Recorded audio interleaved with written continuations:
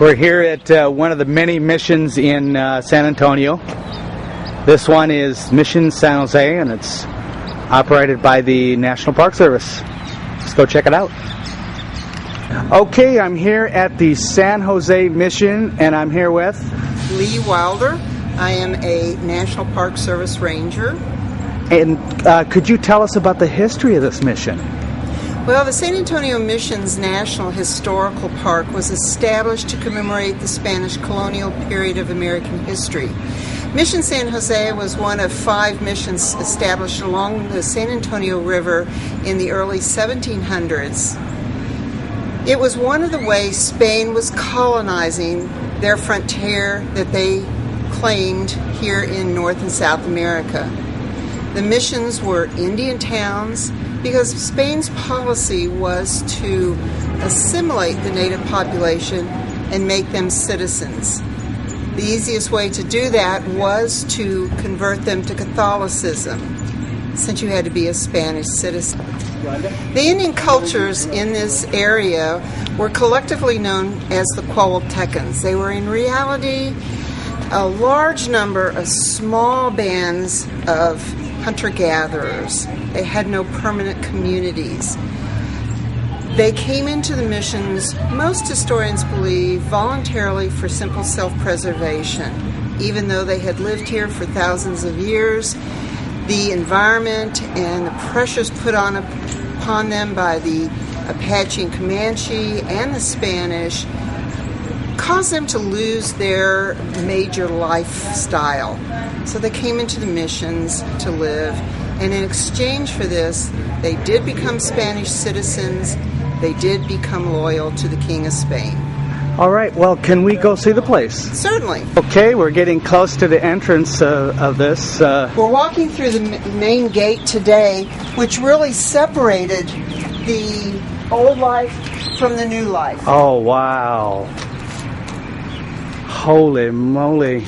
This, of course, was not as pristine and verdant as you see it today. Yes. It would have been a bustling little town, dirty, dusty chickens, dogs running around, construction taking place, the basic lifestyle.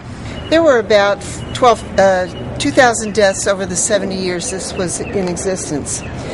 The area closer to us would have been filled with workshops, storerooms, additional housing, and then built into these protective walls that you see, which, by the way, were erected to keep the Apache and Comanche out, there were residents, even more houses, and we have one that we can go in and see. We're entering one of the 2-room apartments that a family would have. This is a reconstruction done in the 1930s. Families were expected to live here, but in reality their life was outdoors. They slept in the room you're in, and the room I'm in was called the kitchen, even though they did all their cooking outside. This was a place to take refuge in poor weather and to store their household belongings. All right. What you're seeing in the compound, we're not really sure. It's never been excavated.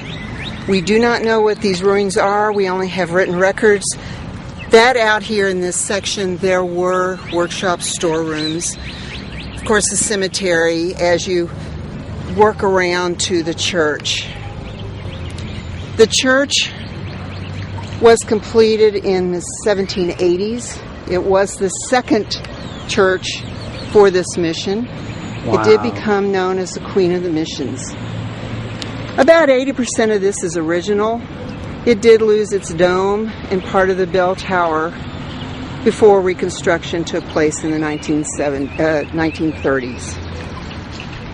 This is the convento where the missionary would have lived behind the church. He would have directed the activities of the mission Indians, making sure that they learned the laws, the language, and gained a skill in order to support their families. And then, of course, he taught them Catholicism. While this was a minor part of the mission life, since the mill was not established until very soon before the mission ended in 1794, It is very interesting to see how they ground wheat into flour. Water from the acequia, the irrigation ditch, would turn a wheel underneath the floor here. It would be attached to a shaft which would turn the top stone against a bottom stone that was stationary. That would grind the wheat grain into flour. The wheat would be fed from the top into the hole in the center of the stone, and then using centrifugal force and the grooves in the stone would feed to the outer edge and drop into the bucket. Wow. Welcome to the Queen of the Missions. It received its name because of the elaborate facade.